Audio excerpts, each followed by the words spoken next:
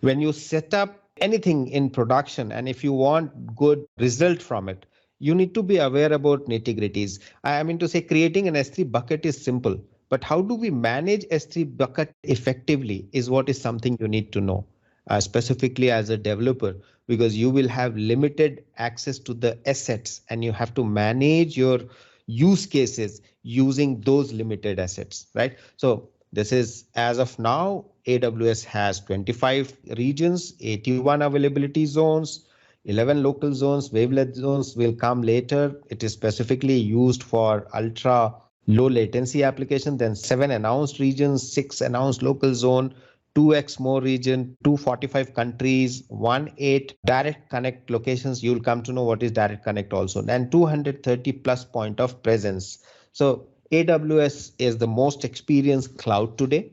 Most of the cloud providers actually are driving their innovation in direction of AWS, and AWS is far, far, far ahead as compared to others. Now, this is something which we need to understand.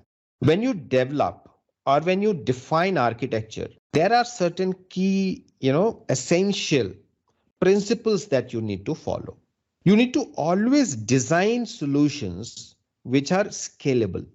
So AWS, follows mechanism or principle of ensuring that whatever services they are providing, they are scalable. Now it is up to you. You want manual scalability with manual intervention, or you want automated scalability. For automated scalability, you will be getting configurations that you can do. For example, you can scale up your instances. You can set up auto scale configuration so that your instances automatically scales up depending on the identified metrics. For example, it can be CPU usage or it can be various other metrics. Then AWS also follows principle of disposable resources. I mean to say that I will be using it till I need it. After that, I should be able to dispose it off.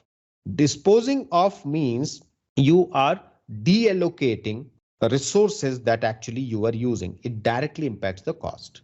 AWS is designed keeping in mind automation, and that's the reason you can automate your infrastructural as well as other use cases using third-party automation tools also, which can be Ansible, Terraform, and various others. Not only that, you can write plain Python script as well or Java in order to automate tasks, right? Apart from that, AWS has its own proprietary infrastructure provisioning automation called as CloudFormation, and they provide you SDK using which you can write automation supported by multiple different languages. See, loose coupling is something which we have been learning from day one, right? I mean to say, if coupling is less, your applications components are independent. And our objective is always to achieve minimum coupling and maximum strength, right? So your objective should also be to decrease coupling. And that's what AWS says. And this is the reason why services are decoupled from each other. So that in case if one service is not available, impact is not there on your overall architecture. AWS says that talk in terms of services, not servers. For every service that AWS provides, you will have an endpoint. So you will not talk in terms of servers. You will say services, right, which are available to you using some endpoint. AWS supports diverse databases, whether it is PostgreSQL, MySQL, Oracle, MS SQL Server. All those are provided by AWS by facilitating one single service called as RDS, Relational Database Service. Manages increasing volume of data. I mean to say, initially you have allocated some storage in form of volume. Now you can tell AWS, or AWS says, see, I can grow as your data grows. You don't need to worry, right? So you will be charged only if there is data. Removing single point of failures. So when you architect your AWS or any cloud or any architecture, your objective should always be to ensure that there is no single point of failures. And that's the reason why AWS comes with multi-regions, multiple availability zones, edge locations, and others. Optimized for cost. AWS always prefers that their customers should go and first estimate what services they are going to use and then decide. right? So it provides you optimization for cost also by providing help to configure, whatever minimum possible assets are required to run your IT transformation or businesses that are transformed in IT smoothly. Caching, we have seen, it provides caching because caching is something which helps to, eliminate frequent access to the direct servers. And security. There is a concept called as shared responsibility, and security is driven by shared responsibility principle. AWS says that whatever asset I am creating, I will ensure that it is secure. But whatever you are deploying, I'm not going to take responsibility of that. It is you who is going to define security layer for it. So if I am selecting infrastructure as a service, AWS facilitates me to, secure it, or it comes with automated security.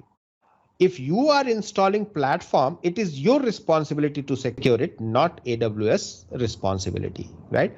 But AWS provides sufficient services in order to secure end-to-end application provisioning and serving to the end user. So these are the principles. So now if you are planning to design architecture or to write application, you need to always keep in mind that I'm writing application for cloud. So how my application will behave when it is scalable. Just an example, stateful and stateless, right? Now, in case of stateful applications, state need to be managed, right? Or it need to be stored. So whenever second request comes, it has to be served by the same thread because it's the same thread which has the session data. So you need to have proper plan. How do you scale in those scenarios? Always try to adopt disposable resource paradigm of utilizing resources. Try to automate because when you write script, you will test script and manual interventions will be reduced. So keep all these design principles in mind, whether you are architecting or you are developing applications. So these are some of the essential design patterns that actually you need to follow.